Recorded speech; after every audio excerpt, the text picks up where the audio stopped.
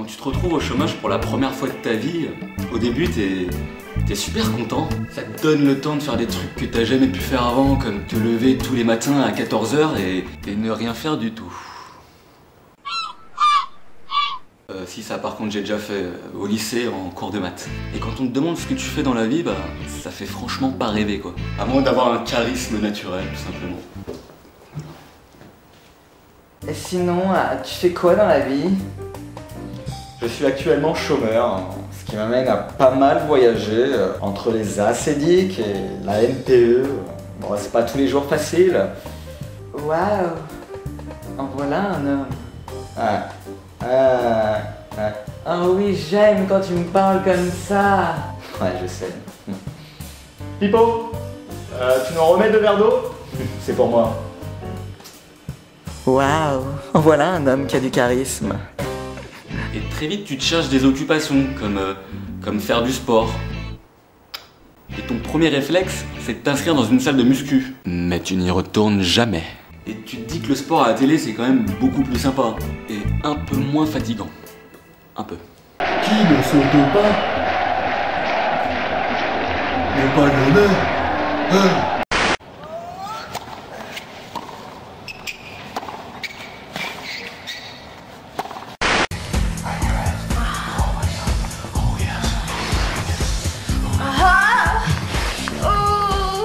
Quoi? Ah si, ça aussi c'est du sport. Hein. Bah, demandez à Ribéry, il vous le dira, hein, c'est son taf. Hein. Puis avec le temps, tu découvres des talents artistiques. Un peu par hasard d'ailleurs. Mais comme la plupart du temps t'es seul chez toi, tu manques un peu d'objectivité. Waouh, je savais pas que j'étais capable de réaliser des trucs pareils. Alors pour développer ton sens artistique, tu fais des activités culturelles, comme aller au cinéma, par exemple. Bonjour, une place pour Projet X, s'il vous plaît. Ça vous fera 12 €. Non, tu vas pas au cinéma en fait.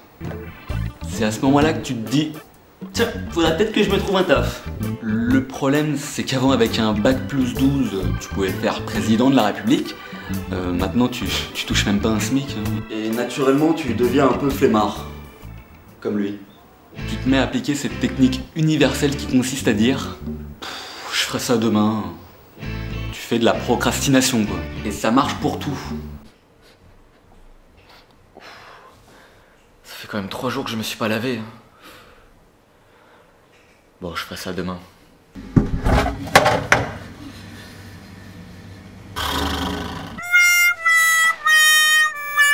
Faut vraiment que j'aille faire les courses. Bon, je ferai ça demain.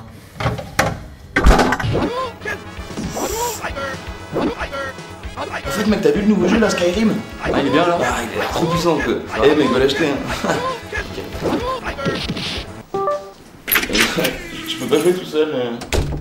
Enfin, presque tout. Avec le temps, tu perds un peu le sens des priorités. Mais tu finis quand même par postuler à des offres d'emploi par le biais du Pôle emploi qui met vraiment tout en œuvre et qui t'aide jour et nuit à trouver le boulot de tes rêves, à condition de rêver de faire un métier qu'on n'aime pas. Un métier un peu nul, quoi. Merci, Paul. Encore faut-il réussir à les avoir au téléphone. Mission galère. Pour parler à un conseiller, appuyez sur la touche étoile.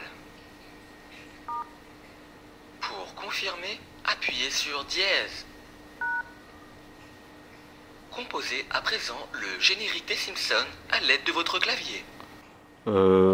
Si je fais David Guetta, c'est bon?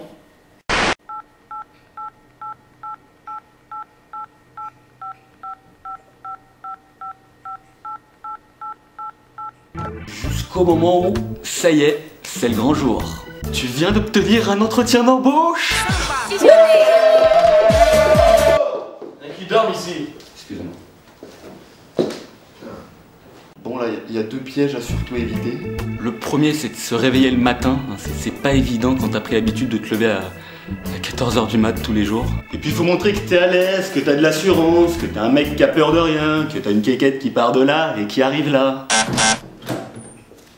Salut, je viens pour le poste de PDG à mi-temps. Par contre, j'ai oublié ma crème solaire. Je ne prends pas de crack, je ne prends pas de choco. La seule chose que je sais, c'est que tu micro-ondes.